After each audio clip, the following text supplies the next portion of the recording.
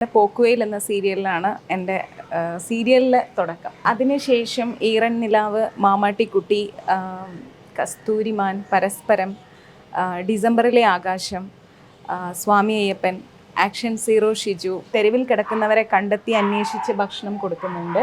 എനിക്ക് ഷൂട്ടില്ലാത്ത എല്ലാ സമയങ്ങളിലും, കാരണം ഞാൻ ഇവിടെ നിന്നാണ് പോയത്, മലയാളത്തിൽ നിന്നാണ്. എനിക്ക് മലയാളം തന്നെയാണ് എൻ്റെ ഏറ്റവും അടിസ്ഥാനം. ഇതില്ലായിരുന്നെങ്കിൽ എനിക്കൊരിക്കലും അവിടെ എത്താൻ പറ്റില്ല. ചന്ദനമഴ സീരിയലിലെ രൂപശ്രീ ചേച്ചി, ഊർമിള എന്ന് പറയുന്ന കഥാപാത്രം ചെയ്തു. അപ്പൊ ചേച്ചിയുടെ കൂടെ ഇപ്പൊ വിജയ് ടിവിക്ക് വേണ്ടി ധനം സീരിയൽ ചെയ്യാൻ സാധിച്ചു. അത് എനിക്ക് നല്ല ഒരു അനുഭവമായിരുന്നു. നമസ്കാരം. മലയാള സീരിയൽ പ്രേക്ഷകർ ഈ മുഖം മറന്നു കാണില്ല. അമ്പിളി സോമൻ കുറച്ച് നാളുകളായി മലയാള സീരിയൽ രംഗത്തു നിന്ന് വിട്ടുനിൽക്കുകയാണ്. പക്ഷേ വിട്ടുനിൽക്കുകയല്ല, നമ്മളിപ്പോൾ വേറെ സ്ഥലത്താണല്ലേ? അതെ. എവിടെയാണ്? ചെന്നൈയിൽ. എന്താണ്? ചെന്നൈയിലാണ് ഇപ്പൊ ഞാൻ വർക്ക്. ചെന്നൈയിലെ, അതായത് തമിഴിലെ സൂപ്പർ സീരിയലുകളുടെ ഒക്കെ ഭാഗമാണെന്നാണ് അറിയാൻ കഴിഞ്ഞിട്ടുള്ളത്. എങ്ങനെയാണെന്ന് പറയൂ. ഇപ്പോൾ തമിഴിൽ ചെയ്തുകൊണ്ടിരിക്കുന്നത് സൺ ടി വിയിൽ പൂങ്കൊടി ചെയ്തുകൊണ്ടിരിക്കുന്നു. പിന്നെ സീ തമിഴിൽ കാർത്തിക ദീപം, സന്ധ്യാരാഗം, മാരി, വിജയ് ടി വിയിൽ ധനം സീരിയൽ, അങ്ങനെ കുറച്ച് സീരിയൽ. കൈ നിറയെ സീരിയലുകളാണ്. അപ്പോൾ എങ്ങനെയാണ് സാധാരണ മലയാളത്തിലല്ലേ തുടക്കം കുറിച്ചത്? ഏതിലായിരുന്നു? മലയാളത്തിൽ കെ രാജീവ് സാറിന്റെ പോക്കുവെയിൽ എന്ന സീരിയലിലാണ് എൻ്റെ സീരിയലിലെ തുടക്കം കുറിച്ചത്. അപ്പോൾ അതിനുശേഷം എത്ര സീരിയലായി മലയാളത്തിൽ? അതിനുശേഷം ഈറൻ നിലാവ്, മാമാട്ടിക്കുട്ടി, കസ്തൂരിമാൻ, പരസ്പരം, ഡിസംബറിലെ ആകാശം, Swami Ayyappan, action zero Shiju, serials മറന്നുപോയി. അപ്പോൾ എൻ്റെ ഒരു സംശയം എന്താണെന്നറിയാം, ഈ മലയാളം സീരിയൽ ഇൻഡസ്ട്രിയിലുള്ള ആരും പെട്ടെന്ന് തമിഴിലേക്ക് പോകുന്ന ഒരു പതിവില്ല. സിനിമയിലൊക്കെ ഒരുപാട് ആൾക്കാർ ട്രൈ ചെയ്യാറുണ്ട്. പക്ഷേ എങ്ങനെയാണ് ഈ തമിഴ് സീരിയൽ രംഗത്തേക്കുള്ള ഒരു പോക്ക്? തമിഴ് എനിക്ക് ഇഷ്ടമാണ്. ആ ഒരു ലാംഗ്വേജ് നല്ല ഒരു ഇഷ്ടം. തമിഴ് അറിയാമായിരുന്നു? തമിഴ് അറിയാം. അതെങ്ങനെ അറിയാം? അത് ഞാൻ പഠിച്ചതൊക്കെ കോയമ്പത്തൂരാണ് കുറച്ച്. പിന്നെ കുറച്ച് നാള് സിംഗപ്പൂർ വർക്ക് ചെയ്തിട്ടുണ്ടായിരുന്നു. അങ്ങനെ ആ ലാംഗ്വേജ് ഇഷ്ടമാണ്. പിന്നെ അതിലുപരി എൻ്റെ അച്ഛന് ഭയങ്കര ഇഷ്ടമാണ് തമിഴ്. അപ്പോൾ രാവിലെ ഞങ്ങൾ ഉറങ്ങി എഴുന്നേൽക്കുമ്പോൾ കേൾക്കുന്നത് സൺ ടി വിയിൽ നിങ്ങൾ കേട്ടുകൊണ്ടിരിക്കുന്നത് സൺ ടി വിയിൽ തമിഴ് മല ഇത് കേട്ടുകൊണ്ടാണ്. പിന്നെ ശിവാജി ഗണേശൻ സാറിനെ പോലെയുള്ള അത്രയും വലിയ വലിയ ആക്ടേഴ്സിനെയൊക്കെ അച്ഛന് വലിയ ഇഷ്ടമാണ്. അച്ഛൻ അവരുടെയൊക്കെ മൂവീസ് കാണാറുണ്ട്. പിന്നെ മലയാളത്തിലെ മധു സാറ്. അപ്പൊ അങ്ങനെയൊക്കെയുള്ള ഒരു അച്ഛൻ്റെ ആ ഒരു ഇതിലൂടെയാണ് എനിക്കും തമിഴിനോടൊരു ഇഷ്ടം തോന്നിയത്. അങ്ങനെ കാലക്രമേണ തമിഴിൽ വർക്ക് ചെയ്യണം എന്ന് തോന്നിയപ്പം പ്രത്യേകിച്ച് കോണ്ടാക്ട്സ് ഒന്നും ഉണ്ടായില്ല. പക്ഷെ നമ്മുടെ ഡയറക്ടർ TS സജി സാറിനോട് ഞാൻ പറഞ്ഞു, ചേട്ടാ എനിക്കിങ്ങനെ തമിഴിൽ ചെയ്താൽ കൊള്ളാമെന്നുണ്ട്. അപ്പോൾ പറഞ്ഞു, ഇങ്ങനെ നല്ല നല്ല അവസരങ്ങൾ വരട്ടെ, ഞാൻ ഇൻട്രോ ചെയ്യാം എന്ന് അദ്ദേഹം പറഞ്ഞ്, അദ്ദേഹത്തിൻ്റെ ഒരു സുഹൃത്ത് വഴിയാണ് തമിഴിലേക്ക് കയറിയത്. അപ്പോൾ അവിടെ എങ്ങനെയായിരുന്നു? നമ്മുടെ ഡിഫറെൻ്റ് അല്ലേ? തീർത്തും ഡിഫറെൻ്റ് അല്ലേ അവിടെ? എങ്ങനെയാണ് തമിഴ് സിനിമ സീരിയൽ രംഗവും മലയാള സിനിമ സീരിയൽ രംഗവും തമ്മിലുള്ള ഒരു വ്യത്യാസം? തമിഴ് നമുക്ക് വായിക്കാൻ അറിയില്ലല്ലോ, പറയാനല്ലേ അറിയൂ. അതെ. അപ്പം അതിൻ്റെ ഒരു ചെറിയ വിഷമം. അതെങ്ങനെ ഈ ഡയലോഗ് നമ്മൾ പെട്ടെന്ന് പഠിക്കുന്നത്? കാരണം എന്ന് വെച്ച് കഴിഞ്ഞാൽ സിനിമ പോലെ അല്ലല്ലോ. പിന്നെ ഇതൊരു നെടുനീളൻ ഡയലോഗുകളൊക്കെ ആയിരിക്കും. അതെങ്ങനെ പഠിച്ചെടുക്കുന്നത്? എന്തോ ദൈവത്തിൻ്റെ കാരുണ്യം വേണമെങ്കിലും പറയാം. തമിഴ് അറിയാവുന്നത് കൊണ്ട് ആ ഒരു സിറ്റുവേഷൻ അവർ ആദ്യം നമുക്ക് പറഞ്ഞു തരും. ഇതാണ് സിറ്റുവേഷൻ എന്നുള്ളത് പറഞ്ഞു തന്നാൽ അതിനനുസരിച്ചുള്ള ഡയലോഗ്സ് കിട്ടുമ്പോൾ അത് പെട്ടെന്ന് ബൈ ഹാർട്ടായി കിട്ടുന്നുണ്ട്. ആ ലാംഗ്വേജ് അറിയുന്നത് കൊണ്ട്. അപ്പോൾ അതിൻ്റെ മീനിങ് അറിഞ്ഞ് നമ്മൾ ആ സിറ്റുവേഷൻ അനുസരിച്ച് ചെയ്യാൻ പറ്റുന്നുണ്ട്. പിന്നെ വായിക്കാനൊന്നും അറിയാത്തത് കൊണ്ട് അങ്ങനെ ഇവിടത്തെ സീൻ പേപ്പർ കിട്ടി വായിക്കുന്നത് പോലെയുള്ള ഇതൊന്നും ഇല്ല. അതിനുശേഷം അവിടെ തമിഴിൽ ചെയ്തുകൊണ്ടിരിക്കുന്നത്, തമിഴിലിപ്പോൾ എല്ലാ പ്രമുഖമായിട്ടുള്ള എല്ലാ സീരിയലുകളിലും ഉണ്ട് അമ്പിളി. അപ്പോൾ മലയാളത്തിൽ വീണ്ടും തിരിച്ചു വിളിക്കുന്നുണ്ടോ? മലയാളത്തിൽ ഒരു പ്രൊജക്റ്റ് സംസാരിച്ചിട്ടുണ്ട്. പക്ഷെ ഇവിടുത്തെയും ഡേറ്റ് തമ്മിൽ ക്ലാഷ് ആവും. അപ്പോൾ നമുക്ക് കംഫർട്ടബിൾ എവിടെയാണ്? കംഫർട്ടായിട്ട് നമുക്ക് വർക്ക് ചെയ്യാൻ പറ്റുന്നത്? രണ്ട് മേഖലയും കംഫർട്ടാണ്. എന്നെ സംബന്ധിച്ചിടത്തോളം കംഫർട്ടാണ് വളരെയധികം. ഒന്നും എനിക്ക് വിഷമം തോന്നിയിട്ടില്ല. സിനിമയിൽ സിനിമയിൽ ടേക്ക് ഓഫ് ചെയ്തു. തുടക്കം പ്രണയം എന്ന് പറയുന്ന ബ്ലസ്സി സാറിൻ്റെ ഒരു പടമായിരുന്നു. പ്രണയം, സെവൻസ്, പിന്നെ ഗോഡ്സ് ഓൺ കൺട്രി, സ്വർണ്ണക്കടുവ, വിക്രമാദിത്യൻ, എന്നും എപ്പോഴും. അപ്പൊ ചില്ലറ പുള്ളിയല്ല. അങ്ങനെയൊന്നുമില്ല. അത് കഴിഞ്ഞിട്ട് തമിഴിലേക്ക് പോയപ്പോഴും തമിഴിൽ പോയപ്പം സീരിയൽസ് തന്നെയാണ്. പിന്നെ അതിനിടയിൽ ഫ്ലവേഴ്സ് ടിവിയിൽ comedy super net season 2, comedy circus, comedy super show, പിന്നെ ഒരു ചിരി ബമ്പർ ചിരി 50th എപ്പിസോഡ്, അങ്ങനെ കുറച്ച് ചാനൽ ഷോസ് അതൊക്കെ ചെയ്യാൻ സാധിച്ചു. അങ്ങനെയൊക്കെ ചെയ്തത് കൊണ്ടാവാം ഒരു പക്ഷേ കുറച്ചും കൂടെ എനിക്ക് ആക്ടിങ്ങിന് അത് ഹെൽപ്പ് ആയത്. നമ്മളൊരു കുറച്ച് നേരം സംസാരിച്ചപ്പോൾ തന്നെ അച്ഛൻ അച്ഛൻ അച്ഛൻ അച്ഛൻ, അച്ഛനോട് എത്ര ഇഷ്ടമാണോ? തീർച്ചയായും. എന്താ അച്ഛൻ ചെയ്യുന്നു? അച്ഛൻ ബിസിനസ് ആണ്. ഇപ്പോൾ റിട്ടയർമെന്റ് ലൈഫ് വീട്ടിൽ തന്നെയാണ്. ഇനിയിപ്പോൾ ഒരു സാധാരണ ഈ സെലിബ്രിറ്റീസ് ഓക്കെ ഈ ചാരിറ്റി പ്രവർത്തനങ്ങളിലൊക്കെ സീമാജി നായർ ഒഴിച്ചു കഴിഞ്ഞാൽ നമുക്കങ്ങനെ എടുത്തു പറയാനൊന്നുമില്ല അല്ലേ? അപ്പോൾ ഉണ്ടെങ്കിൽ തന്നെ എന്തെങ്കിലും ഇതുപോലെ ഫംഗ്ഷനൊക്കെ പോകും, ഇനാഗുറേഷൻ അതുപോലെ എന്തെങ്കിലും ഒരു സെലിബ്രേഷനൊക്കെ പോകും എന്നുള്ളതല്ലാതെ. പക്ഷേ അമ്പിളി അവിടെയും വ്യത്യസ്തയാണ്. ഗുരുവായൂർ മഞ്ജരീസ് എന്തായിരുന്നു, എന്താണ് അത്, അതൊന്ന് പറയൂ പ്രേക്ഷകർക്ക്. അത് ഗുരുവായൂർ മഞ്ജരീസ് എന്ന് പറയുന്നത് ഇസ്കോൺ എന്ന് പറയുന്ന international society of Krishna consciousness എന്ന് പറയുന്ന അന്താരാഷ്ട്ര കൃഷ്ണാവബോധ സംഘടനയുടെ ഒരു ഭാഗമാവാൻ എനിക്ക് വലിയ ഇഷ്ടമായിരുന്നു. കാരണം പൊതുവേ നമ്മൾ കേരളത്തിൽ എല്ലാവർക്കും ഗുരുവായൂരപ്പനോട് ഒരു പ്രത്യേക ആരാധനയാണ്, ഇഷ്ടമുണ്ട്. അപ്പോൾ അങ്ങനെയുള്ള ഒരു ഇഷ്ടം എനിക്ക് ഒരിക്കലും ഇസ്കോണിൽ വെച്ചിട്ടൊരു ഭഗവത്ഗീത കിട്ടി. അപ്പോൾ അതിൻ്റെ അടിസ്ഥാനത്തിൽ ഞാൻ ആ ഭഗവത്ഗീത വായിക്കുകയും അതേക്കുറിച്ച് കുറച്ചും കൂടെ ഡീറ്റെയിൽ ആയിട്ട് പഠിക്കാൻ സാധിച്ചു പലരിലൂടെയും. സോ അങ്ങനെ ഒരു ഫേസ്ബുക്ക് പേജിൽ ക്ലാസ് എടുത്ത് തുടങ്ങിയതാണ് ഗുരുവായൂർ മഞ്ജരീസ് എന്ന് പറയുന്നത്. പിന്നീട് അത് ഒരു ട്രസ്റ്റായി ഞാൻ ട്രസ്റ്റായിട്ട് രജിസ്റ്റർ ചെയ്തു, ടെമ്പിൾ ചാരിറ്റബിൾ ട്രസ്റ്റ്. അതിൻ്റെ അണ്ടറിൽ ക്ലാസ്സുകൾ എടുക്കുകയും അതുവഴി നമ്മൾക്ക് ഒരുപാട് പേർക്ക് ഭക്ഷണങ്ങൾ ഇങ്ങനെ കൊടുക്കാൻ ട്രസ്റ്റ് ആയപ്പോൾ നമുക്ക് രജിസ്ട്രേഡ് ട്രസ്റ്റാണ്. സോ അതിനാൽ നമുക്ക് ഒരുപാട് ചാരിറ്റി ചെയ്യാൻ സാധിക്കും. എന്തൊക്കെ പ്രവർത്തനങ്ങളാണ്? ഡെയിലി നമ്മൾ തെരുവിൽ കിടക്കുന്നവരെ കണ്ടെത്തി അന്വേഷിച്ച് ഭക്ഷണം കൊടുക്കുന്നുണ്ട്. എനിക്ക് ഷൂട്ടില്ലാത്ത എല്ലാ സമയങ്ങളിലും. പിന്നെ ഞാൻ എവിടെയാണോ എത്തുന്നത് അവിടെ എല്ലാം ചെയ്യും. എത്ര മെമ്പേഴ്സ് ഉണ്ട് ഇതില്? ഇപ്പോൾ നമുക്ക് എക്സിക്യൂട്ടീവ് കമ്മിറ്റി അംഗങ്ങൾ 11 പേര്, ട്രസ്റ്റീസ് 4 പേര്, പിന്നെ ലോകമെമ്പാടും നമുക്കൊരു 4,72,000 ആളുകളുമായിട്ട് ഇത് കണക്റ്റഡ് ആണ്. പിന്നെ കുട്ടികൾക്ക് വേണ്ടിയിട്ട് ഫ്രീ ആയിട്ട് അവരുടെ ഒരു നമ്മുടെ സനാതന ധർമ്മമാവട്ടെ, അവരുടെ റൊട്ടീൻ ലൈഫ് ആവട്ടെ, അതേക്കുറിച്ചുള്ള ക്ലാസ്സുകൾ കൊടുക്കുന്നുണ്ട് ഫ്രീ ആയിട്ട്. പിന്നെ വസ്ത്രമില്ലാതെ റോട്ടിൽ കിടക്കുന്നവർക്ക് വസ്ത്രങ്ങളും, പിന്നെ അവർക്ക് ഭക്ഷണം, എന്തെങ്കിലും അത്യാവശ്യ ട്രീറ്റ്മെൻറ്റുകളാണെങ്കിൽ അതിനുള്ളത്, പിന്നെ ഏതെങ്കിലും ക്ഷേത്രങ്ങൾക്കൊക്കെ എന്തെങ്കിലും സഹായങ്ങൾ വേണമെങ്കിൽ ഞങ്ങൾ കൊടുക്കുന്നുണ്ട്. പിന്നെ എല്ലാത്തിൽ നിന്നും വ്യത്യസ്തമായി ഞങ്ങൾ ചെയ്യുന്ന എല്ലാ ചാരിറ്റിയും ലൈവ് ആയിരിക്കും. ലൈവ് ഇട്ടിട്ട് ആരൊക്കെയാണോ നമ്മുടെ ചാരിറ്റിക്ക് വേണ്ടിയിട്ട് ഹെൽപ്പ് ചെയ്തിരിക്കുന്നത് അവരുടെ പേര് വിവരങ്ങൾ സഹിതമായിരിക്കും നമ്മുടെ ചാരിറ്റി ചെയ്യുന്നത്. കാരണം ഇന്നിപ്പോൾ ചാരിറ്റി എന്ന് പറയുമ്പോൾ ആൾക്കാർ സംശയദൃഷ്ടിയോട് നോക്കിക്കാണുന്ന ഒന്നാണ്. തീർച്ചയായും പബ്ലിക്കിനെ നമുക്ക് കുറ്റം പറയാൻ കഴിയില്ല. ഇത് തന്നെ ബിസിനസ് ആക്കി എടുത്തിരിക്കുന്ന കുറെ ആൾക്കാരുണ്ടല്ലോ. അപ്പോൾ അത് വളരെ നല്ലൊരു കാഴ്ചപ്പാട് തന്നെയാണ്. അപ്പോൾ ഇതിൻ്റെ ദൈനംദിന പ്രവർത്തനങ്ങൾക്കുള്ള ഫണ്ട് എങ്ങനെയാണ് കണ്ടെത്തുക? നമുക്ക് ഗ്രൂപ്പ് ഉണ്ടല്ലോ. അപ്പോൾ ആ ലൈവിലാണെങ്കിലും ഞാൻ അനൗൺസ് ചെയ്യും. നമ്മൾക്കിപ്പോൾ ഒരാൾക്ക് ഇങ്ങനെ വയ്യ എന്നുണ്ടെങ്കിൽ ഇദ്ദേഹത്തിന് വയ്യ, അപ്പം നമ്മളെ കൊണ്ടാവുന്നത് ചെയ്യാൻ പറയുമ്പം അവർ നമുക്ക് ട്രസ്റ്റിലേക്ക് ഡൊണേറ്റ് ചെയ്യുമ്പം ആ തരുന്ന ആളുടെ പേര് പലരും പറയണ്ട എന്ന്. പക്ഷെ ഞാൻ കമ്പൽസറി അവരുടെ പേര് ചോദിക്കും, അവരുടെ ഡീറ്റെയിൽസ് ചോദിച്ചിട്ട് അവർ തരുന്ന എമൗണ്ട് എത്രയാണെന്ന് വെച്ച് കഴിഞ്ഞാൽ അതും കൂടെ മെൻഷൻ ചെയ്ത് ഞാൻ ലൈവ് ഇട്ടിട്ട് തന്നെയാണ് ആ കൊടുക്കുന്ന ആൾക്കും കൊടുക്കുന്നത്. ഇപ്പം ഒരാൾ വന്നു കഴിഞ്ഞാൽ അവർക്ക് നമ്മളത് കൊടുക്കുന്നുണ്ടെങ്കിൽ ഞാനത് ലൈവിൽ ഇത്ര ഡയറക്റ്റ് പോയിട്ട് ഇത്ര പേരാണ് അത് കോൺട്രിബ്യൂട്ട് ചെയ്തിരിക്കുന്നത് എന്ന് പറയും. പിന്നെ ആ തരുന്ന വ്യക്തിക്ക് നമ്മളൊരു ഇൻഫർമേഷൻ പാസ് ചെയ്യും. നിങ്ങൾ തന്നിരിക്കുന്ന ഈ ഒരു ഫണ്ട് നമ്മൾ ഇന്ന വ്യക്തിക്ക് ഇന്ന ദിവസം ലൈവ് ഇട്ട് കൊടുക്കുന്നുണ്ട്, ലൈവിൽ വരാൻ പറയും. അത് തന്നെ നമ്മുടെ യൂട്യൂബ് പേജിലേക്കും കൺവേർട്ട് ചെയ്യും. അപ്പോൾ ഒരാളുടെ പോലും എമൗണ്ട് നമ്മളെ കയ്യിൽ നിന്ന് മിസ്സാവില്ല. അവർക്കും ഉറപ്പ് കിട്ടുന്നുണ്ട് നമ്മളത് യഥാർത്ഥ സ്ഥലത്ത് എത്തിച്ചു എന്നുള്ളത്. നമ്മളും അത് കൃത്യമായിട്ട് എത്തിച്ചു കൊടുക്കുന്നുണ്ട്. അല്ല, അത് ഈ ചാരിറ്റി ചെയ്യണം. കാരണം നമുക്ക് സഹജീവികളെ സഹായിക്കുക എന്നുള്ളത് വലിയൊരു കാര്യമാണ്. അതെല്ലാവർക്കും പറ്റിയൊരു മനസ്സ് എല്ലാവർക്കും ഉണ്ടായിക്കൊള്ളണമെന്നില്ല. കാരണം പ്രത്യേകിച്ചും നമ്മളൊരു നമുക്ക് ജീവിത സൗകര്യങ്ങൾ കൂടി വരുമ്പോൾ നമ്മൾ ഇത്തരക്കാരെ വിസ്മരിക്കുകയാണ് ചെയ്യുന്നത്. അത് നമ്മൾ ചെയ്യുന്നത് വളരെ നല്ലൊരു കാര്യമാണ്. വയനാടൻ മേഖലകളിൽ പോയിട്ടുണ്ടായിരുന്നു. അപ്പം അവിടെ ഒരുപാട് സഹായങ്ങൾ നമ്മുടെ ഗവൺമെന്റ് എത്തിക്കുന്നുണ്ട്. വയനാടും പിന്നെ ശബരിമല കാടുകളിൽ അവിടെയൊക്കെ പോയിട്ടുണ്ട്. എങ്കിലും എനിക്ക് തോന്നുന്നു നമ്മൾക്ക് എല്ലാത്തിനും ഒരു പരിധി ഉണ്ടല്ലോ. ഗവൺമെന്റിനാണെങ്കിലും എല്ലാവർക്കും പരിമിതികളുണ്ട്. സോ നമ്മളെ കൊണ്ടാവുന്ന ഹെൽപ്പ് നമ്മളും ചെയ്യാൻ അവിടെ ചെന്നപ്പോഴും അവരുടെ ജീവിതം നോക്കുമ്പോൾ നമ്മുടെ ലൈഫൊക്കെ സ്വർഗത്തിലാണ്.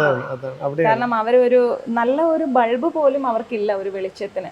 പിന്നെ എന്താ പറയാ, വസ്ത്രങ്ങളൊക്കെ ഉണ്ട്, പക്ഷെ അവർക്കൊന്നിലും പരാതിയില്ല. അല്ല, അതിൻ്റെ ഒരു വിഷയം എന്താണെന്നറിയാമോ, ഈ ഇപ്പോഴും നല്ല ഭക്ഷണം കഴിച്ചിട്ടില്ലാത്ത, ജനിച്ചിട്ട് ഇന്നേ വരെ നല്ല ഭക്ഷണം കഴിച്ചിട്ടില്ലാത്ത, അല്ലെങ്കിൽ ഒരു കാറിൽ കയറിയിട്ടില്ലാത്ത, അല്ലെങ്കിൽ ഒരു അങ്ങനെയുള്ള ആൾക്കാരുണ്ടെന്നുള്ളതാണ് കേട്ടോ. നമ്മുടെ കേരളത്തിൽ തന്നെ ഒരുപാട് ആൾക്കാരുണ്ട്. പക്ഷെ അതൊക്കെ അതിനെയൊക്കെ അപേക്ഷിച്ച് നമ്മളൊക്കെ ഭാഗ്യവാന്മാരാണെന്ന് പറയാം. തമിഴിൽ തന്നെ ചെയ്യുമ്പോൾ നമുക്ക് ഏറ്റവും കൂടുതൽ അടുപ്പമുള്ള ഒരാൾക്കാരാണ് ആർട്ടിസ്റ്റുകൾ കാണുമല്ലോ, സഹപ്രവർത്തകർ. ആരായിരിക്കും അങ്ങനെ നമുക്ക് എടുക്കാൻ കഴിയും? പൊതുവേ എല്ലാവരും ഒരേ മനസ്ഥിതിയോടെയാണ് അവിടെ വർക്ക് ചെയ്യുന്നത്. പ്രത്യേകിച്ച് എനിക്കങ്ങനെ എന്താ പറയുക, ഒരു എടുത്തു പറയത്തക്ക പേരുകളൊന്നും തോന്നിയിട്ടില്ല. കാരണം എന്ന് വെച്ച് കഴിഞ്ഞാൽ എല്ലാവരും ഒരേ മനസ്സോടുകൂടി തന്നെയാണ് വർക്ക് ചെയ്യുന്നത്. വളരെ കംഫർട്ടാണ്. പക്ഷെ അങ്ങനെ നോക്കുമ്പോഴും നമ്മൾ കംഫർട്ടാണെങ്കിൽ പോലും നമ്മൾ മലയാള സീരിയൽ രംഗത്തെയും തമിഴ് സീരിയൽ രംഗത്തെയും കൂടെ നമ്മൾ താരതമ്യം ചെയ്യുമ്പോൾ അത് എങ്ങനെ തോന്നുന്നു? താരതമ്യം എന്ന് ഞാൻ ഉദ്ദേശിച്ചത് സഹകരണം, അതുപോലെ തന്നെ ഈ അതിൻ്റെ ഒരു വർക്കിൻ്റെ ഷെഡ്യൂള്, അതുപോലെ കഥ, ഇതെല്ലാം അതിൽ ഉൾപ്പെടുന്നുണ്ട്. ഇവിടെ മലയാളത്തിൽ എന്ന് പറയുമ്പോൾ ഇപ്പം ഞാൻ പറഞ്ഞില്ലേ, നമ്മൾ ഈ നാട്ടിലുള്ളതാണ്. നമ്മുടെ കൂടെ വർക്ക് ചെയ്യുന്ന കൺട്രോളേഴ്സ് അല്ലെങ്കിൽ നമ്മൾ അവരെ കൂടെ വർക്ക് ചെയ്യുമ്പോഴും അവർക്ക് ആ ഒരു ആധികാരികതയുണ്ട്.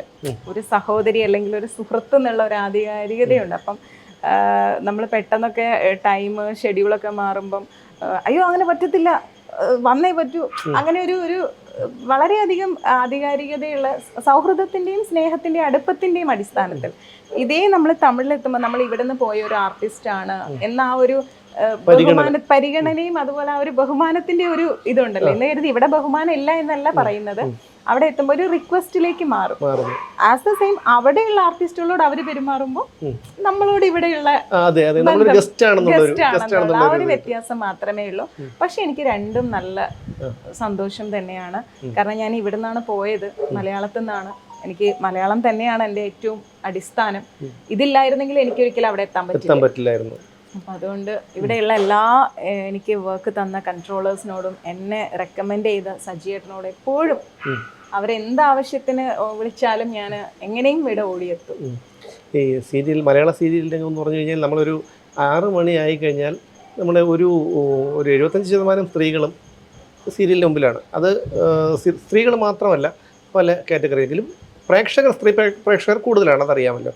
അപ്പോൾ തമിഴിലേക്ക് പോയി കഴിഞ്ഞാൽ ഈ പ്രേക്ഷകരുടെ ഒരു ഇഷ്ടം, അതായത് നിങ്ങളൊക്കെ പുറത്തിറങ്ങി നടക്കുന്നവരാണ്, ഇപ്പോൾ ഷോപ്പിങ്ങിന് പോകുമ്പോഴോ ഒക്കെ പ്രേക്ഷകരുടെ ഒരു ഇത്, തമിഴ്നാട്ടുകാർക്ക് താരാരാധന വളരെ കൂടുതലാണെന്നാണ് നമ്മൾ കേട്ടിട്ടുള്ളത് സിനിമയുടെ കാര്യത്തിൽ. എങ്ങനെയാണ് സീരിയലിൻ്റെ ഇതിലോട്ട് വരുമ്പോൾ?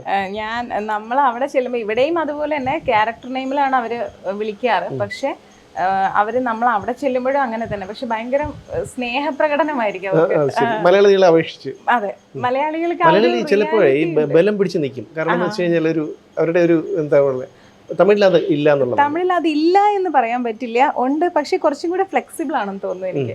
ഇപ്പോൾ ഞാൻ എവിടെയെങ്കിലുമൊക്കെ ഞങ്ങളിങ്ങനെ ഷോപ്പിങ്ങിന് കോസ്റ്റ്യൂം പർച്ചേസിനൊക്കെ പോകുന്ന സമയത്ത് കണ്ടു കഴിഞ്ഞാൽ നമ്മുടെ ആ ക്യാരക്ടറിനെയും പറഞ്ഞിട്ടാണ് അവർ ഓടി വരും. ഇപ്പം ഞാൻ കാർത്തിക ദീപത്തിൽ ചെയ്യുന്നത് ഒരു ഡോക്ടർ മല്ലിക എന്ന് പറയുന്ന ഒരു ക്യാരക്ടറാണ്. ആ ഡോക്ടർക്ക് എന്ന് പറയുമ്പം ആ സീരിയലിലുള്ള ഹീറോയിൻ്റെ അമ്മയുടെ സുഹൃത്ത്. പക്ഷേ ആ ഹീറോയിൻ്റെ മാരേജ് ചെയ്യാൻ വരുന്ന പയ്യൻ വളരെ ഒരു ഡൗൺ ക്യാരക്ടറാണ്. സോ അവരെക്കുറിച്ചുള്ള എല്ലാ ഹിസ്റ്ററിയും അറിയുന്ന ഒരാളാണ് ഞാൻ. എനിക്ക് വാ തുറക്കാനും പറ്റില്ല, തുറക്കാതിരിക്കാനും പറ്റില്ല.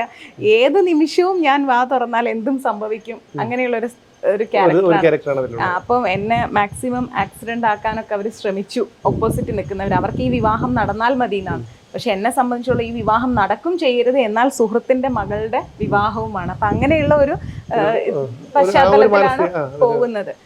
അപ്പോൾ ഈ ഡോക്ടർ മല്ലികയ്ക്ക് ഭയങ്കര ഇമ്പോർട്ടൻ്റ് ഉണ്ട്. ഇവരൊരിക്കലും ഈ പയ്യനെ കാണരുത് വിവാഹത്തിന്റെ നിശ്ചയം മുതൽ. അപ്പോൾ എനിക്ക് ആക്സിഡന്റ് ആവുന്നു, അത് കഴിഞ്ഞ് എൻ്റെ കണ്ണ് കെട്ടുമ്പോഴായിരിക്കും എൻ്റെ സുഹൃത്ത് ഇവരെയും കൊണ്ട് വരുന്നത്. ആ സമയത്ത് കണ്ണ് കാണുന്നില്ലല്ലോ എന്ന് അവർ ഓർക്കുന്നു. പിന്നീടും എൻ്റെ മോളെയും കൊണ്ടുവരുമ്പോൾ മോളുടെ കൈ ഫാനിൻ്റെ ഉള്ളിൽ കുടുക്കിയിട്ട് എനിക്ക് അവിടെ എന്താ പറയാ ആ ഫംഗ്ഷൻ അറ്റൻഡ് ചെയ്യാം, അങ്ങനെ ഓരോ സ്ഥലത്ത് ഉണ്ടാക്കിക്കൊണ്ടിരിക്കുന്നു. അപ്പം അതുകൊണ്ട് ഈ ക്യാരക്ടർ എല്ലാവരിലും ഭയങ്കര ഡെപ്തിൽ പോയി. ഇവരെപ്പോൾ മല്ലിക ഡോക്ടർ ഇതൊക്കെ പറയുന്നുള്ളു. സോ അങ്ങനെയൊക്കെ നമ്മൾ ഉണ്ടാകുമ്പോൾ പർച്ചേസിനൊക്കെ പോണ സമയത്ത് എല്ലാവരും അയ്യോ ഇത് ഡോക്ടർ മല്ലികയല്ലേ എന്ന് പറഞ്ഞുകൊണ്ട് അത് ഓടി വരും. സന്തോഷമുള്ള കാര്യമാണ്. വളരെ നമ്മുടെ സന്തോഷം. കഥാപാത്രത്തിന്റെ പേരിൽ തിരിച്ചറിയുക എന്ന് പറയുമ്പോൾ അത് വളരെ ഒരുപാട് സെയിം തന്നെയാണ് ഈ പൂങ്കൊടി എന്ന് പറയുന്ന സീരിയലിലും. അതിപ്പോൾ ഞാൻ സ്റ്റാർട്ട് ചെയ്തിട്ടേ ഉള്ളൂ സൺ ടി വിയിൽ ആ സീരിയല്. അതും നല്ല സീരിയലാണ്. എന്താ പറയാ, ഇതിനൊരു മാച്ചിങ് എന്ന് പറഞ്ഞാൽ കാർത്തിക ദീപത്തില് ഞാൻ ആർക്കാണോ എതിരായി വരുന്നത് അവർക്കാണ് ഞാൻ സപ്പോർട്ടായി നിൽക്കുന്നത് പൂങ്കൊടി സീരിയലില്.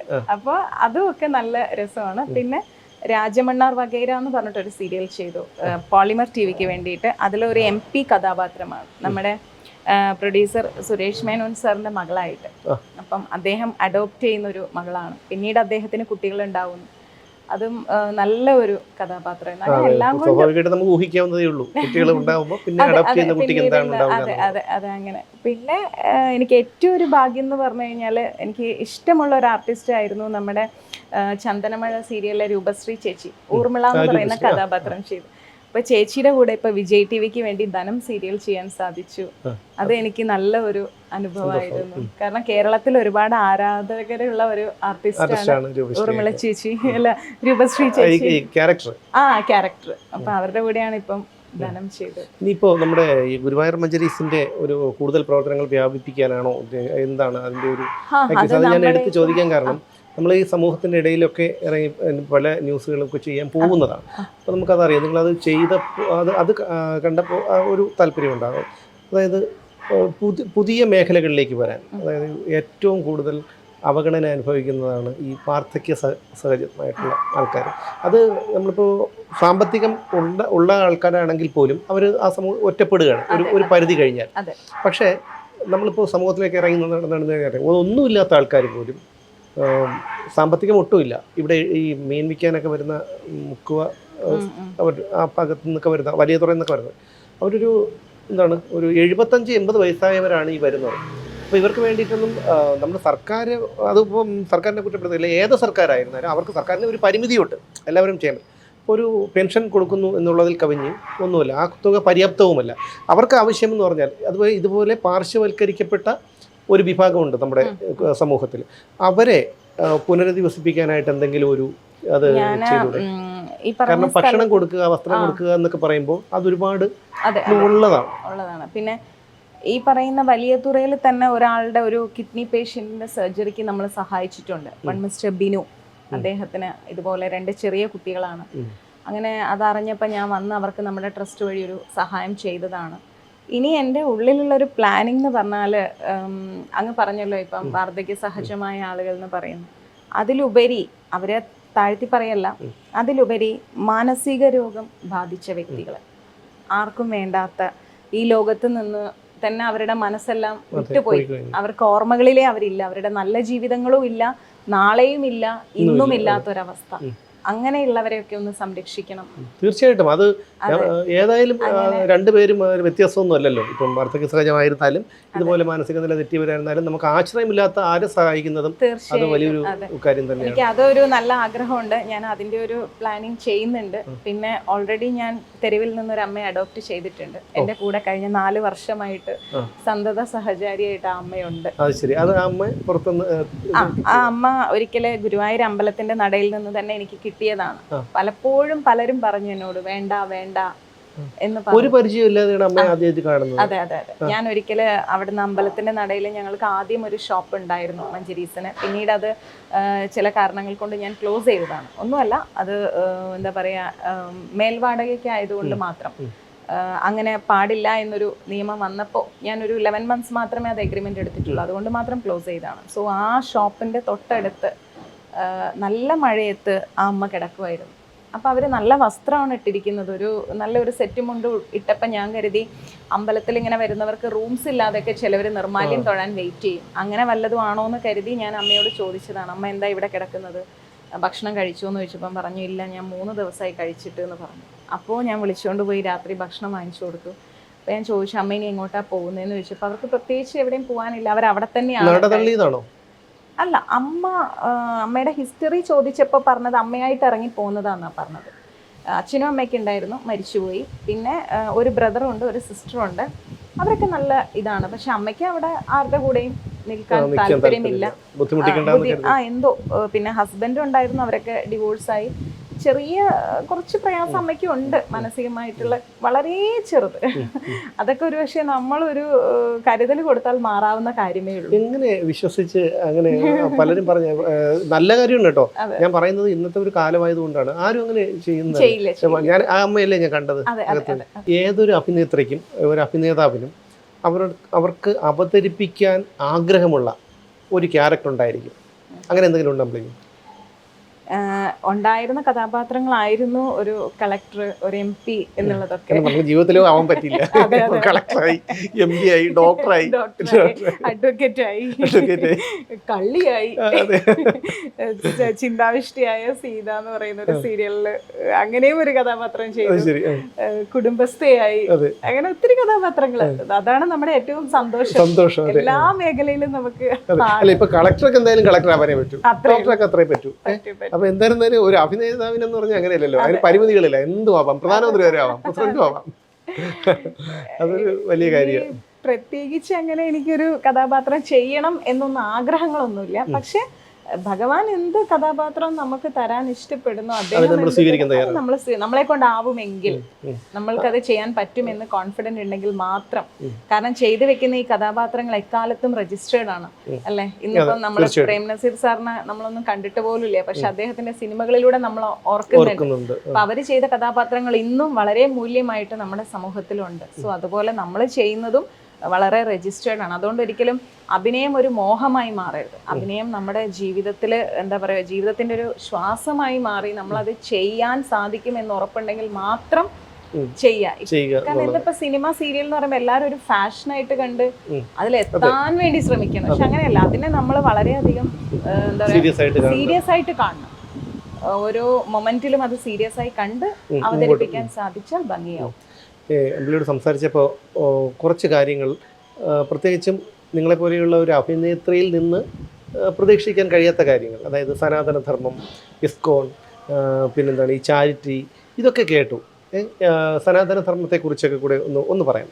തീർച്ചയായിട്ടും. നമ്മൾ സമൂഹത്തിൽ ഇന്ന് ഒരുപാട് ക്രൈംസ് നിലനിൽക്കാൻ കാരണം നമ്മൾ വന്ന വഴിയും അല്ലെങ്കിൽ നമ്മുടെ അടിസ്ഥാനം എന്താണെന്നുള്ള മറവിയുമാണ്. കാരണം പണ്ട് കാലങ്ങളിൽ വീട്ടിലേക്ക്, ഇപ്പം എൻ്റെയൊക്കെ ചെറുപ്പകാലങ്ങളിൽ ഇപ്പോഴും അങ്ങനെ തന്നെ, അച്ഛൻ വരുന്നു എന്ന് പറയുമ്പോൾ വീട്ടിലുള്ള എല്ലാവരും ഇരിക്കുന്നിടത്തുനിന്ന് എഴുന്നേൽക്കും അല്ലേ. ഇന്ന് അച്ഛൻ വരുന്നു, അമ്മ വരുന്നു എന്ന് പറഞ്ഞാൽ അവർ വന്നാലും പോയാലും ആ വീട്ടിലെ കുട്ടികൾ അറിയുന്നില്ല. കാരണം അവർക്കതൊന്നും അറിയില്ല. അവരാരോ വരുന്നു, ആരോ പോകുന്നു, മൊബൈലിലാണ് ഫുൾ ടൈം, ബഹുമാനമില്ലാതെ സംസാരിക്കുന്നു, ശ്രദ്ധിക്കുന്നില്ല. ഒരു പ്രായമായി കഴിഞ്ഞാൽ പിന്നെ അവരൊരു ബാധ്യതയായി. കാരണം അതൊക്കെ ബന്ധങ്ങൾക്ക് അടിസ്ഥാനമില്ലാത്തത് കൊണ്ടാണ്. അതില്ലാതായത് നമ്മുടെ സംസ്കാരത്തെ നമ്മൾ മറന്നു പോയതുകൊണ്ടാണ്. ആ സംസ്കാരം ഉണ്ടാവുന്നത് ഭക്തിയിലൂടെ എന്ന് മാത്രമേ എനിക്ക് പറയാൻ പറ്റൂ. ഭക്തി എന്ന് പറയുന്നത് ഒരിക്കലും, ഞാൻ ക്ലാസ്സിൽ പറയാറുണ്ട്, ഒരു ചന്ദനം തൊടുന്നതോ ദിവസേന അമ്പലത്തിൽ കയറി ഇറങ്ങുന്നതോ അല്ല. അത് നമ്മുടെ മനസ്സിൽ സഹജീവികളോടുള്ള ഒരു സ്നേഹവും ബഹുമാനവും ആദരവും കുടുംബ ബന്ധങ്ങളോടുള്ള മൂല്യതയും എല്ലാം അംഗീകരിക്കാനുള്ള, നമ്മുടെ സുഖം വന്നാലും സന്തോഷം വന്നാലും സങ്കടം വന്നാലും അതെല്ലാം ജീവിതത്തിൻ്റെ രണ്ട് വശങ്ങളാണെന്ന് അംഗീകരിക്കാനുള്ള ഒരു അടിസ്ഥാനപരമായ മനോധൈര്യവും തന്നെയാണ് ഭക്തി എന്ന് പറയുന്നത്. അതിലൂടെ മാത്രമേ നമുക്ക് ജീവിക്കാൻ കഴിയൂ. പക്ഷേ അങ്ങനെ ഇപ്പം നമ്മൾ സനാതനധർമ്മത്തെക്കുറിച്ച് പറയുമ്പോൾ, അല്ലെങ്കിൽ നമ്മൾ ഇപ്പോൾ കിട്ടപ്പുള്ള ഒരു കുടുംബ ബന്ധത്തെക്കുറിച്ച് സംസാരിക്കുമ്പോൾ, മറുഭാഗത്തുള്ളവർ സംസാരിക്കുന്നത് നവോത്ഥാനത്തെക്കുറിച്ചും അത്തരം വിഷയങ്ങളെക്കുറിച്ചാണ്. അതായത് അത് നമുക്ക് പെട്ടെന്ന് തോന്നുന്നത് ഒരു നന്മയെ എതിർക്കാനായിട്ട് വലിയൊരു തിന്മയുടെ മറുഭാഗം ഉണ്ട് എന്നുള്ളതാണ്. പക്ഷേ നമ്മളെ കുറച്ച് ആൾക്കാർ സനാതനധർമ്മത്തിൽ വിശ്വസിക്കുന്നു, ഇതുപോലെയുള്ള കുടുംബ ബന്ധങ്ങൾക്ക് കെട്ടുറപ്പ് വേണമെന്നുള്ള ആഗ്രഹിക്കുന്നു, വാദിക്കുന്നു. പക്ഷേ അത് എത്രത്തോളം ഇനി വരുന്നൊരു സമൂഹത്തിൽ, ഇനി വരുന്നൊരു തലമുറയിൽ എത്രത്തോളം അത് സക്സസ് ആവും? ഇങ്ങനെയുള്ള കാര്യങ്ങളെ എതിർത്ത് സംസാരിക്കുന്ന വ്യക്തിയുടെ കുടുംബത്തിൽ ഒരു പ്രയാസം വരുമ്പം, ഒരു ഹോസ്പിറ്റൽ കേസ് വരുമ്പം, അത് അവരുടെ സ്വന്തം മകനോ മകളോ ആണെങ്കിൽ അവിടെയാണ് വിഷയം. കാരണം ഈ പറയുന്ന പബ്ലിക്കായിട്ട് ഇതിനെ എതിർക്കുന്നവരൊക്കെ വലിയ ഭക്തരായിരിക്കും, അവരുടെ കുടുംബത്തിലൊക്കെ ഈ സനാതനധർമ്മം തന്നെയായിരിക്കും.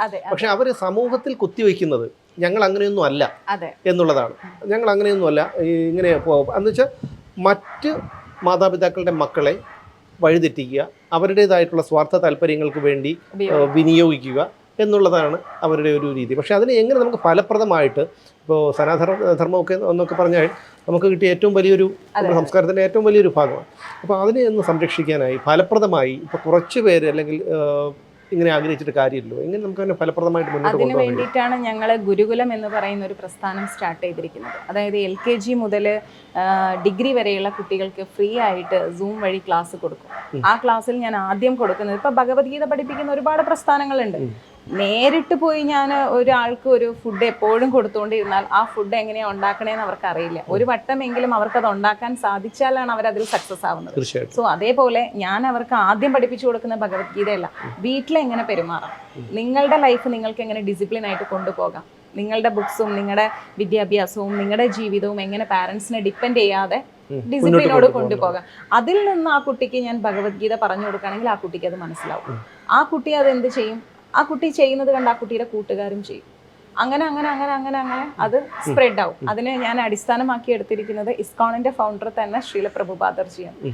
അദ്ദേഹം ലോകമെമ്പാടും കൃഷ്ണാവബോധ പ്രചരണത്തിന് ഇറങ്ങുമ്പോൾ അദ്ദേഹത്തിന്റെ വയസ്സ് 79 അത്രയും ഒരു ഏജിൽ ഒട്ടും വയ്യാതിരിക്കുന്ന സമയത്താണ് അദ്ദേഹം അമേരിക്കയിലേക്ക് ഈ ഒരു പ്രസ്ഥാനത്തിന് വേണ്ടിയിട്ട് പോകുന്നത്. എല്ലായിടവും അദ്ദേഹത്തിന് പ്രചരണം ചെയ്യാൻ പറ്റി, പക്ഷെ റഷ്യൻ കൺട്രി സമ്മതിച്ചിട്ടില്ല. പക്ഷേ ഒരുപാട് സ്ട്രഗിൾ ചെയ്തിട്ടാണ് അദ്ദേഹത്തിന് പല പരീക്ഷണങ്ങൾ നേരിടേണ്ടി വന്നിട്ടുണ്ട് അവിടെ പ്രസ്ഥാനമായിട്ട് മുന്നോട്ട് പോകാൻ. അതാണ് ഞാൻ പറഞ്ഞു വന്നത്. അങ്ങനെ അദ്ദേഹം അവിടെ പ്രചരണം ചെയ്യുന്നുണ്ടോയെന്ന് ഷാഡോ പോലീസ് വരെ ചെക്ക് ചെയ്യുന്നുണ്ടായിരുന്നു. പക്ഷേ ലാസ്റ്റ് അദ്ദേഹം അവിടുന്ന് തിരിച്ച് നമ്മുടെ ഭാരതത്തിലേക്ക് വരുമ്പം അദ്ദേഹത്തിൻ്റെ ശിഷ്യനോട് പറഞ്ഞത്, ഒരു വിത്ത് ഞാൻ ഇട്ടിട്ടുണ്ട്, ആ വിത്തിൽ നിന്ന് വൻ വൃക്ഷങ്ങൾ ഉണ്ടാവുന്നു. ഇന്ന് നമുക്ക് ഏറ്റവും കൂടുതൽ കൃഷ്ണാവബോധ സംഘടനയ്ക്ക് ഡിവോട്ടീസ് ഉള്ളത് റഷ്യയിലാണ്. സോ അതേപോലെ ഞാൻ പഠിപ്പിക്കുന്ന ഒരു കുട്ടിയുടെ ചിന്തയിൽ ഞാൻ കൃഷ്ണാവബോധം കൊണ്ടുപോയി വിട്ടിട്ടാൽ മതി, ആ കുട്ടിയിൽ നിന്ന് അത് വളർന്നോളും. അത് നമുക്ക് നാളെ ഒരു തലമുറയ്ക്ക് തന്നെ സഹായമാവും. ഒരുപാട് പേര് ഇന്ന് നമ്മുടെ ക്ലാസ് കാണുന്നവർ വെജിറ്റേറിയൻസ് ആണ്, പ്യോർ വെജിറ്റേറിയൻസ് ആണ്. ഒത്തിരി പേര് മദ്യമെല്ലാം അവോയ്ഡ് ചെയ്തു, ഒത്തിരി പേര് ക്ഷമയോടുകൂടി പെരുമാറാൻ പഠിച്ചു. പലരും എനിക്ക് മെസ്സേജ് ഇടും, ക്ലാസ് കണ്ടു, ഒരുപാട് ചിന്തിച്ചു, ഒത്തിരി എന്ത് പ്രശ്നങ്ങൾ വന്നാലും ഒരു നിസ്സംഗ മനോഭാവത്തോടെയാണ് ഫേസ് ചെയ്യുന്നത്. വയലൻസ് ഇല്ല, നമുക്ക് സൈലൻസ് മതി. തീർച്ചയായിട്ടും. അപ്പോൾ ഇപ്പോൾ ചെന്നൈയിൽ നിന്ന് ഇങ്ങോട്ട് വന്നത് തന്നെ ഒരു അവാർഡിന്റെ കാര്യത്തിലാണ്. സത്യജിത് റേ അവാർഡാണ്. ലൈഫിൽ ഒട്ടും പ്രതീക്ഷിക്കാത്ത ഒരു അവാർഡാണ്. ഒരുപാട് സന്തോഷമുണ്ട് കിട്ടിയതിൽ. ഭഗവാനോടും എന്നെ ഈ സിനിമ സീരിയൽ ലോകത്തേക്ക് കൈപിടിച്ച് നടത്തിയ എല്ലാവരോടും, പേരെടുത്ത് പറയുകയാണെങ്കിൽ ഒരുപാട് പേരുണ്ട്. TS അഴിച്ചേട്ടൻ, ശ്രീജിത്ത് പലേരി ചേട്ടൻ, DYSP രാജ്കുമാർ ചേട്ടൻ, എന്താ പറയുക, ഷാജി തിരുമല കൺട്രോളർ, പിന്നെ അങ്ങനെ ഒത്തിരി പേര്, ഒരുപാട് ആർട്ടിസ്റ്റുകളാണെങ്കിലും ഒരുപാട് പേര് സപ്പോർട്ട് ചെയ്തു. എല്ലാവരുടെയും പേര് എനിക്കിപ്പോൾ പെട്ടെന്ന് പറയാൻ പറ്റുന്നില്ല, എങ്കിലും തീർച്ചയായിട്ടും ഞാൻ നിരുപാധികം ക്ഷമ ചോദിക്കുന്നു. ഇവരൊക്കെ എന്ന് പറയുമ്പം എനിക്ക് എന്താ പറയുക, ഒരു കൂടെ ജോലി ചെയ്യുന്നവർ എന്നുള്ള ഒരു ബന്ധത്തെക്കാൾ കൂടുതൽ എൻ്റെ ഒരു ചേട്ടൻ, ആ ഒരു ബന്ധമാണ്. ഒരുപാട് പേര്, ഇപ്പോൾ സീമ ചേച്ചി ആയാലും, അങ്ങനെ ഒരുപാട്, നമ്മുടെ ജിജ സുരേന്ദ്രൻ, അങ്ങനെ ഒത്തിരി പേര് നമ്മൾക്ക് സപ്പോർട്ടാണ് ഇൻഡസ്ട്രിയിൽ. എല്ലാവരോടും ഭയങ്കര സ്നേഹമാണ്. എല്ലാവരും അതെ വിളിക്കുകയും അന്വേഷിക്കുകയും, ഒരു വിഷമം ഉണ്ടെങ്കിൽ തന്നെ നമുക്ക്, ചേട്ടാ എനിക്ക് ഇങ്ങനെ ഒരു സങ്കടമുണ്ട്, അല്ലെങ്കിൽ ചേച്ചി ഇങ്ങനെ ഒരു വിഷമമുണ്ട്, അല്ലെങ്കിൽ ഞാൻ ഇനി എന്താ നെക്സ്റ്റ് ചെയ്യേണ്ടത് എന്ന് പറയും. നമ്മൾ എന്തെങ്കിലും നല്ലൊരു കാര്യം ചെയ്താൽ അത് വിളിച്ച് അഭിനന്ദിക്കാനും അവരുണ്ട്. പിന്നെ തീർച്ചയായും എനിക്ക് എൻ്റെ കുടുംബം എന്ന് പറയുന്നത് എൻ്റെ മലയാളം സീരിയൽ ഇൻഡസ്ട്രിയാണ്, ഇപ്പോൾ തമിഴും. അപ്പോൾ എന്തായാലും ഈ നല്ല തിരക്കാണ്, എനിക്കറിയാം. അപ്പോൾ ഇത്രയും സമയം നമുക്ക് വേണ്ടി വിട്ടു തന്നു, അത് ഒരുപാട് നന്ദിയുണ്ട്. പക്ഷേ ഞാൻ സാധാരണ ഒരു ആർട്ടിസ്റ്റിനെ ഇൻ്റർവ്യൂ ചെയ്യണ ഒരു മനോഭാവത്തോടുകൂടി വന്നത്. പക്ഷേ ഇവിടെ വന്നപ്പോഴാണ് എനിക്ക് കൂടുതൽ സംസാരിച്ചപ്പോഴാണ് എനിക്ക് കൂടുതൽ കാര്യങ്ങൾ മനസ്സിലായത്. ഒരിക്കലും ഇങ്ങനെയും ചിലർ വേണം കേട്ടോ, ഇല്ലെങ്കിൽ നമ്മുടെ സമൂഹം മുന്നോട്ട് പോവില്ല. എന്തായാലും സീരിയൽ രംഗത്തായിരുന്നാലും അതുപോലെ അഭിനയ രംഗത്ത്, സിനിമയിലായിരുന്നാലും ഒക്കെ ഒരുപാട് ഉയരങ്ങൾ കയറാൻ കഴിയട്ടെ. അതോടൊപ്പം തന്നെ അതിനേക്കാൾ ഉപരി ഇതുപോലെയുള്ള നന്മ പറ്റാത്ത ആ മനസ്സ്, ഗുരുവായൂർ മഞ്ചരീസിൻ്റെ പ്രവർത്തനങ്ങളുമായി കൂടുതൽ മുന്നോട്ട് പോകാനുള്ള എല്ലാ ആശംസകളും പ്രാർത്ഥനകളും നമ്മുടെ ഭാഗത്തു നിന്നുണ്ടാവും.